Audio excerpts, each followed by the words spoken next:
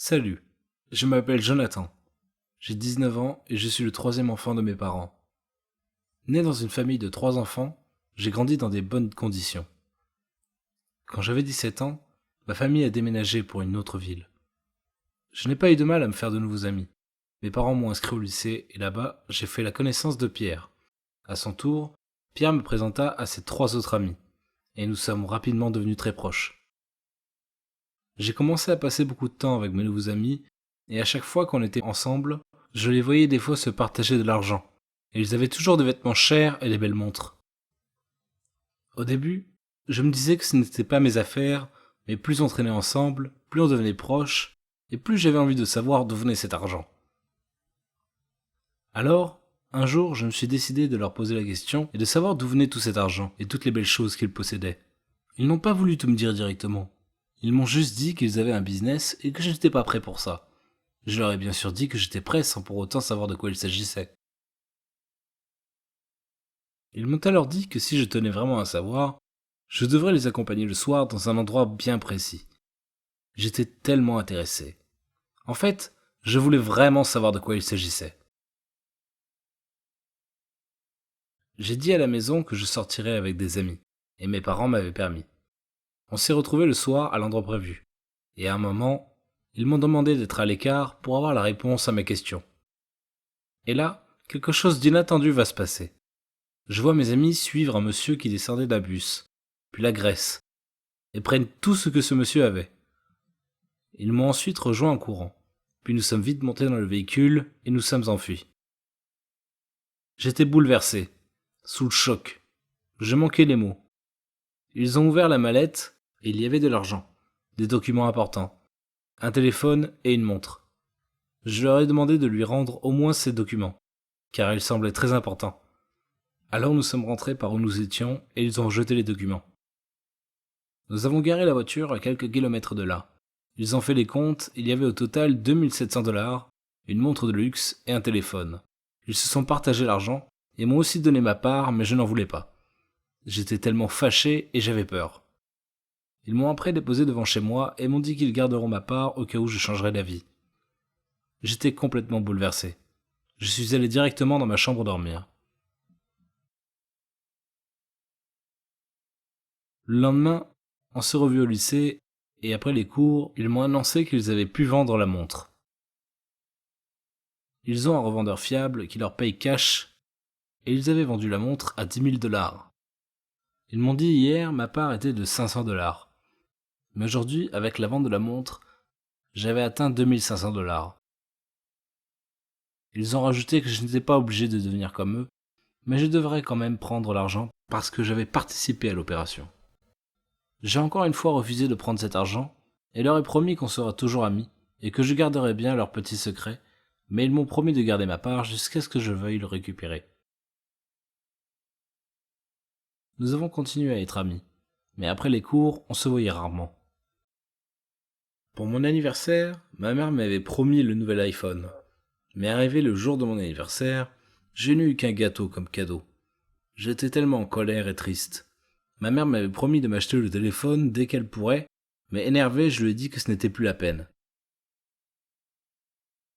Je lui ai dit que j'épargnais déjà depuis 1 an de l'argent, parce que je savais que tu n'allais pas m'offrir ce téléphone. En vrai, je n'ai jamais épargné de l'argent, mais je savais que j'avais 2500 $ quelque part. J'ai alors appelé un de mes amis et lui expliqué mon problème. Il m'a rassuré qu'ils avaient toujours les 2500 $. Le lendemain, on s'est rencontrés. Ils m'ont remis ma part, j'ai pu m'acheter mon iPhone, et le soir, nous sommes sortis avec mes amis et des copines pour fêter mon anniversaire. Sans vous mentir, avoir de l'argent rend heureux. J'ai pu fêter mon anniversaire, j'ai invité toutes les filles possibles, et j'étais vraiment fier de moi. Mes 2500 $ n'étaient presque rien quand on fait la fête. Une semaine plus tard, j'étais redevenu fauché. J'ai alors contacté mes amis et leur ai dit que j'étais prêt à les rejoindre. Ils m'ont expliqué comment ils opéraient. Ils commençaient d'abord par repérer la cible, puis l'espionner pendant quelques jours, avant de passer à l'action. Dans la plupart des cas, ce sont des gens qui reviennent du boulot, et toujours loin de là où nous vivons. Mais cette fois-ci, la mission était cambrioler une boutique. C'était vraiment très dur ce soir-là. On entre bien cagoulé, on vole l'argent, mais à la sortie, la police venait car le propriétaire de la boutique les avait déjà prévenus. On prend la fuite, notre voiture arrive et on échappe à la police. Nous étions tous en panique. C'était la toute première fois qu'on cambriolait une boutique. Je m'étais décidé d'arrêter, mais quand j'ai vu ce qu'on avait volé, j'ai directement changé d'avis. À mon retour, on suivait les informations en famille et on parlait du cambriolage. J'étais mal à l'aise quand la famille donnait son avis. Le lendemain, on s'est promis de continuer à voler que les gens dans la rue et de ne jamais aller plus loin. Un jour, nous sommes tombés sur un monsieur. Comme d'habitude, on a sorti nos couteaux et lui avons demandé de donner tout ce qu'il avait. Mais le monsieur a commencé à se défendre au point de nous tabasser presque tous, car il était apparemment un sportif. Un de nous sort un autre couteau et blesse le monsieur à la main. Le monsieur perd ses forces, ne pouvait plus se défendre.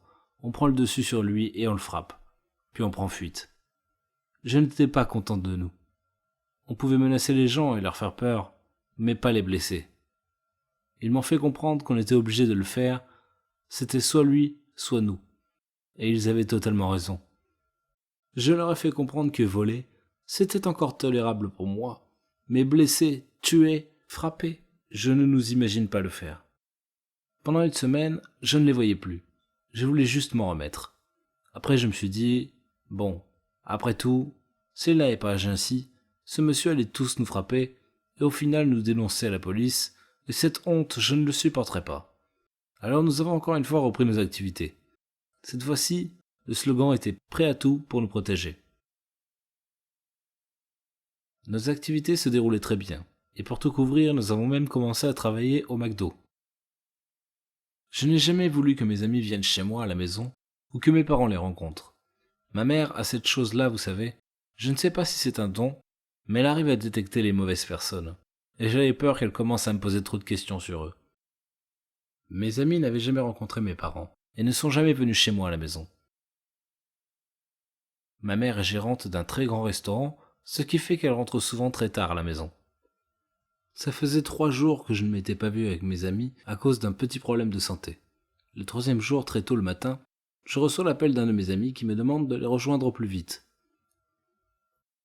Arrivé au lieu de la rencontre, mes amis m'ont expliqué qu'ils avaient fait une grande bêtise, et on risquait de payer cher si on n'était pas prudent.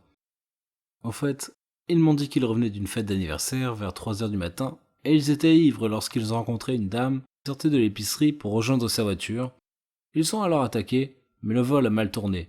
La dame a essayé de se défendre, et un de mes amis l'a poussée, et en tombant, elle s'est cognée la tête sur le mur et a perdu connaissance. Ils se sont enfuis et ne savent qu'est-ce qu'est devenue la dame. On se dit qu'en attendant d'avoir des nouvelles, ce serait mieux d'arrêter nos activités pour le moment et d'être prudent. De retour à la maison, j'ai vu mon père un peu énervé. Je lui ai posé la question pour savoir qu'est-ce qui n'allait pas, et il m'a répondu que ma mère n'était pas encore rentrée du boulot et elle ne répond pas au téléphone. Elle a sûrement encore du boulot, je lui ai dit, parce que ce n'était pas la première fois que ma mère rentrait le matin et elle répond difficilement au téléphone quand elle est au boulot. Mais quelques heures plus tard, mon père recevra un appel de l'hôpital pour l'annoncer que ma mère s'y trouvait. Ils n'ont donné aucun détail, juste l'adresse de l'hôpital. Arrivé à l'hôpital, on nous annoncera que ma mère est dans le coma. Elle a été retrouvée ce matin allongée au sol dans un parking. La police n'a donné aucun détail. Ils pensent qu'elle a été attaquée par des bandits et que le vol avait mal tourné. J'ai commencé à pleurer dans l'hôpital. Mon père me disait ça va aller, elle va s'en sortir. Mais non, je pleurais parce que je savais qui étaient les coupables, et je me sentais aussi coupable qu'eux. 3 jours plus tard, ma mère nous quitta. Elle était morte et je me sentais coupable de sa mort. La nouvelle a été diffusée à la télé et une enquête a été ouverte. Mes amis ont appris la nouvelle et se sont enfuis, mais ils m'ont quand même laissé un mot. Tu es aussi coupable de la mort de ta mère, comme nous. Si tu vas voir la police, tu seras le premier à être arrêté. Je ne sais pas quoi faire. J'ai envie d'aller tout dévoiler à la police. Je serai bien sûr arrêté pour vol et cambriolage, mais pas pour meurtre. Mais j'ai peur que mon père et mes frères me détestent toute leur vie à cause de mes erreurs. Je ne sais pas quoi faire. Devrais-je garder le secret ou aller voir la police ? Et vous, si vous étiez à ma place, que feriez-vous? Donnez-moi vos avis dans les commentaires.